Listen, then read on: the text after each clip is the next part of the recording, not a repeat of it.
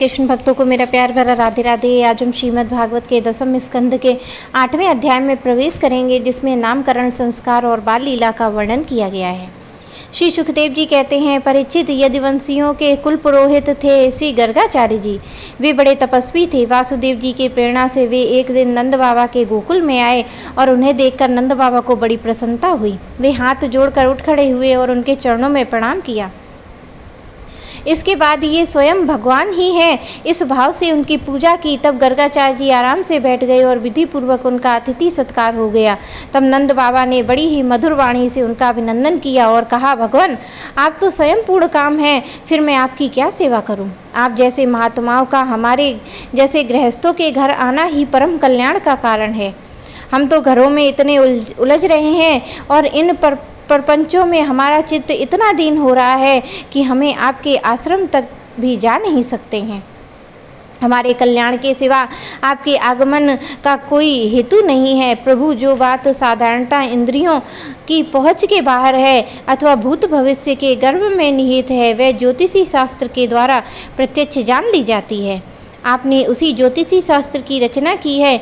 आप ब्रह्मवेताओं में श्रेष्ठ हैं, इसलिए मेरे दोनों बालकों के नामकरण संस्कार आप ही कर दीजिए, क्योंकि ब्राह्मण जन्म से ही मनुष्य मात्र का गुरु है।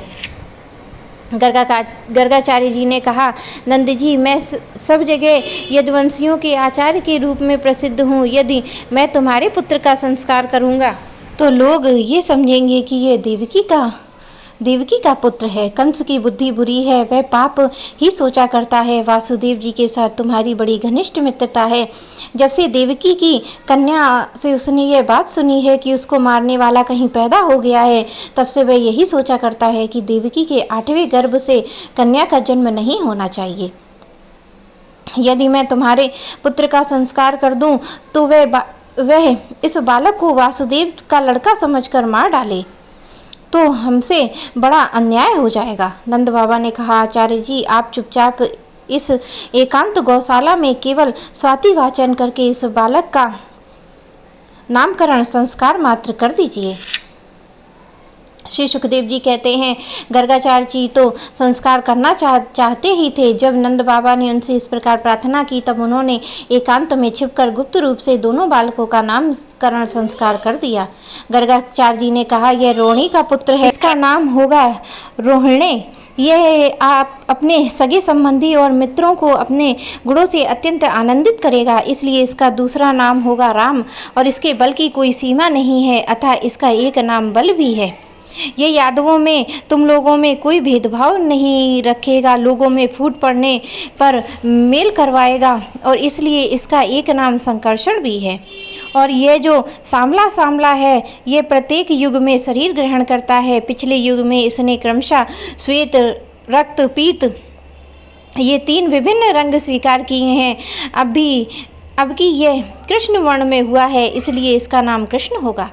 नंद जी, ये तुम्हारा पुत्र पहले कभी वासुदेव जी के घर भी पैदा हुआ था, इसलिए इस रहस्य को जानने वाले लोग इसे श्रीमान वासुदेव भी कहते हैं। तुम्हारे पुत्र के और बहुत से नाम हैं तथा रूप भी अनेक हैं।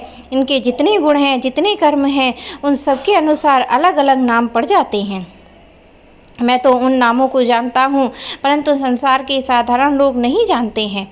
यह तुम लोगों का परम कल्याण करेगा, समस्त गोप गौओं का यह बहुत आनंदित करेगा, और इसकी सहायता से तुम लोग बड़ी बड़ी विपत्तियों को सुगमता से पार कर लोगे। ब्रजराज, पहले युग की बात है, एक बार पृथ्वी में कोई राजा नहीं रह गया था। डाकुओं ने चारों ओर से लूट खसोट मचा रखी थी। अब तुम्हारे इसी पुत्र ने सज्जन पुरुष की रक्षा की, और इससे बल पाकर उन लोगों ने लुटेरों पर विजय प्राप्त की। जो मनुष्य तुम्हारे इस सामले सलोने से शिशु से प्रेम करते हैं, वे बड़े भाग्यवान हैं। जैसे विष्णु भगवान के कर कमलों की छत्र छाया में रहने वाले देवताओं को भी असुर नहीं जीत सकते, वैसे ही इससे प्रेम करने वाले को भीतर या बाहर किसी भी प्रकार के शत्रु नहीं जीत सकते हैं। नंद जी, चाहे जिस दृष्टि से देखें, गुण में, संपत्ति और सौंदर्य में, कीर्ति और प्रभाव से ये तुम्हारा बालक साक्षात भगवान नारायण के समान है। तुम बड़ी सावधानी और तत्परता से इसकी रक्षा करो। इस प्रकार नंद बाबा को भली बात समझाकर आदेश देकर गर्गाचार्य जी अपने आश्रम को लौट गए। और उनकी यह बात सुनकर नंद बाबा को बड़ा आनंद हुआ। उन्होंने ऐसा समझा कि मेरी सब आशा लालसाएं पूरी हो गई हैं, अब मैं कृतकृत्य हूँ। परीक्षित कुछ दिनों में राम और श्याम घुटनों और हाथों के बल बकैया चलकर गोकुल में खेलने लगे। दोनों भाई अपने नन्हे नन्हे पांवों को गोकुल की कीचड़ में घसीटते हुए चलते। उस समय उनके पांव कमर के घुंघरू रुंझुन बजने लगते। वह शब्द बड़ा भला मालूम पड़ता। ये दोनों स्वयं ही वह ध्वनि सुनकर खिल उठते। कभी कभी वे रास्ते में चलते किसी अज्ञात व्यक्ति को पीछे ले लेते। फिर जब देखते कि यह तो कोई दूसरा है, तब झक से रह जाते और डरकर अपनी माताओं रोणी और यशोदा जी के पास लौट आते। माताएं ये सब देखकर स्नेह से भर जाती, उनके स्तनों से दूध की धारा बहने लगती। तब उनके दोनों नन्हे से शिशु अपने शरीर में कीचड़ का अंगराग लगाकर लौटते। तब जन की सुंदरता और भी बढ़ जाती। माताएं उन्हें आते ही दोनों हाथों से गोद में लेकर हृदय से लगा लेती और स्तनपान कराने लगती। जब वे दूध पीने लगते, बीच बीच में मुस्कुरा कर अपनी माताओं की ओर देखने लगते। तब उनकी मंद मंद मुस्कान, छोटी छोटी दंतुलियां और भोला भाला मुंह देखकर आनंद के समुद्र में डूबने उतारने लगती। जब राम और श्याम दोनों कुछ बड़े हुए, तब ब्रज में घर के बाहर ऐसी ऐसी बाल लीलाएं करने लगे जिन्हें गोपियां देखती ही रह जाती। जब वे किसी बैठे हुए बछड़े को पूंछ पकड़ लेते और बछड़े डरकर इधर उधर भागते, तब वे दोनों जोर से पूंछ पकड़ लेते और बछड़े उन्हें घसीटते हुए दौड़ने लगते। गोपियां अपने घर का काम धंधा छोड़कर यही सब देखती रहती, हंसते हंसते लोटपोट होकर परम आनंद में मग्न हो जाती। कन्हैया और बलदाऊ दोनों ही बड़े चंचल और बड़े खिलाड़ी थे। ये कभी हिरनी, गाय आदि सींगों वाले पशुओं के पास दौड़ जाते, तो कहीं धधकती हुई आग से खेलने के लिए कूद पड़ते। कभी दांत से काटने वाले कुत्ते के पास पहुंच जाते, तो कभी आंख बचाकर तलवार उठा लेते।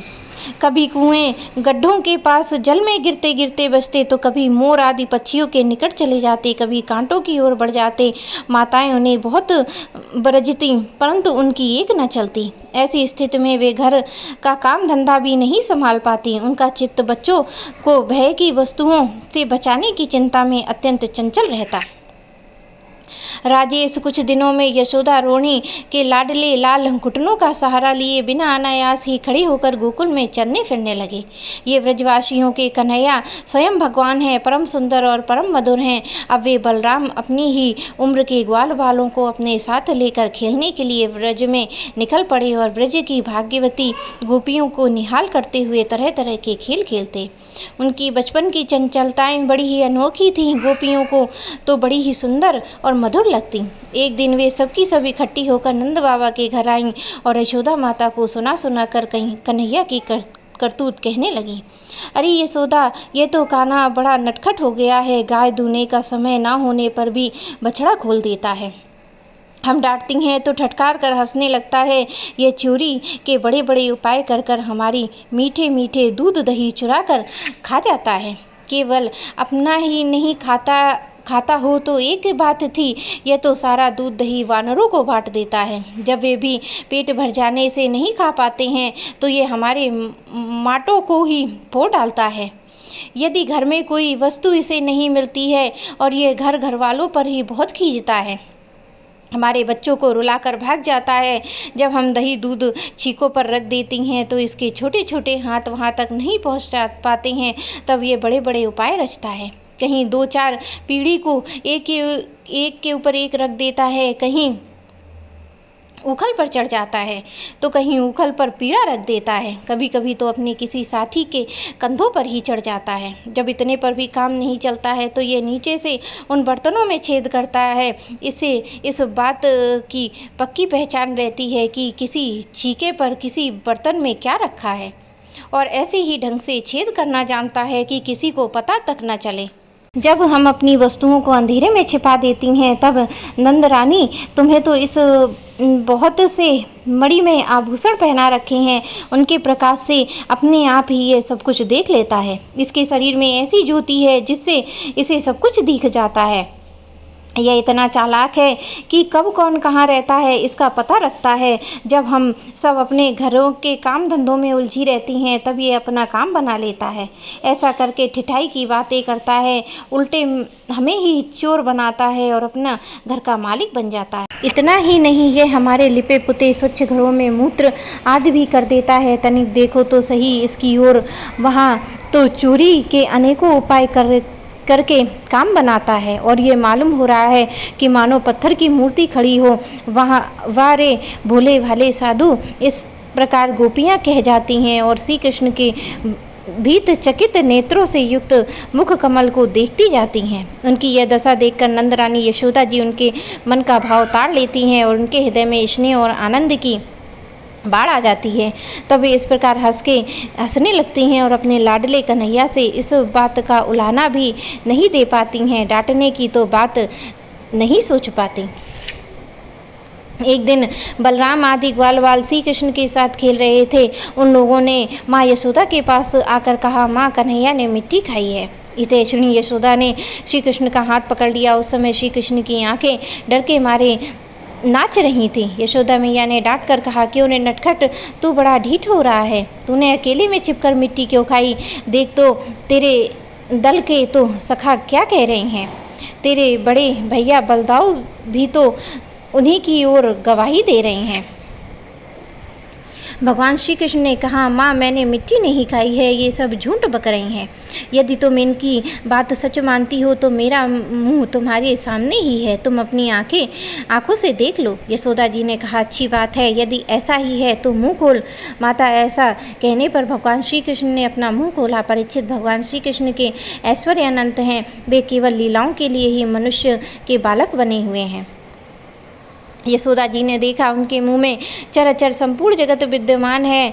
आकाश, दिशाएं, पहाड़, द्वीप, समुद्रों के सहित सारी पृथ्वी, बहने वाली वायु, वैद्युत, अग्नि, चंद्रमा, तारों के संपूर्ण ज्योतिर्मंडल में जल, तेज, पवन, वैकारिक, अहंकार, कार्य, देवता, मन, इंद्रिय, पंच मात्राएं, तीनों गुणों श्री कृष्ण के मुख में दिख रहे हैं। परिचित, जीव, काल, स्वभाव, कर्म, उनकी वासना, शरीर आदि के विभिन्न रूप में देखने वाला यह सारा विचित्र संसार, संपूर्ण ब्रज अपने आप को यशोदा जी ने श्री कृष्ण के नन्हे से खुले हुए मुंह में देखा। ये बड़ी शंका में पड़ गई। वे सोचने लगी कि ये स्वप्न है या भगवान की माया। कहीं मेरी बुद्धि में तो कोई भ्रम नहीं हो गया है। संभव है मेरे इस बालक को कोई जन्मजात योग्य सिद्धि हो, जो चित्त, मन, कर्म, वाणी के द्वारा ठीक ठीक अथवा सुगमता अनुमान के विषय नहीं होते हैं। यह सारा विश्व जिसके आश्रित है, जो इसके प्रेरक हैं, जिनका सत्ता ही इसकी प्रतीति होती है, जिसका स्वरूप सर्वथा अचिंत्य है, उन प्रभु को मैं प्रणाम करती हूँ।